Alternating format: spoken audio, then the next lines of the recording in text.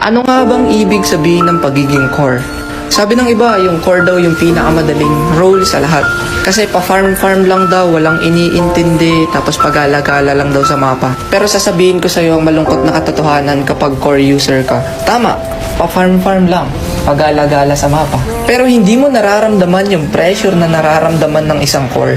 Lalo na kapag mayroong team fight sa isang objectives, na kapag hindi mo siya na-retry, sa'yo lahat isisisi. Yung tipong kapag hindi mo nadala yung game sa game na to, bobo na yung tingin sa'yo. Yung tipong kapag hindi mo nadalawan yung isang side lane, sa'yo lahat isisisi.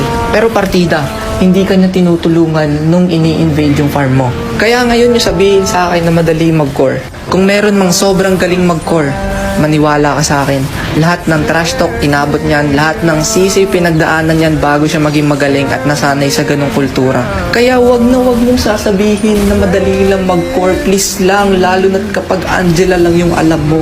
Tanginang Angela yan, ka-lightning tranchot. Kaya sa mga nagbabalak mag-core dyan, isipin mo muna kung kaya mo saluhin lahat ng trash talk bago ka lumipat ng role. Etong huling bagay na sasabihin ko ay talagang nangyayari. Alam mo ba kung bakit maraming core na nagkikwit?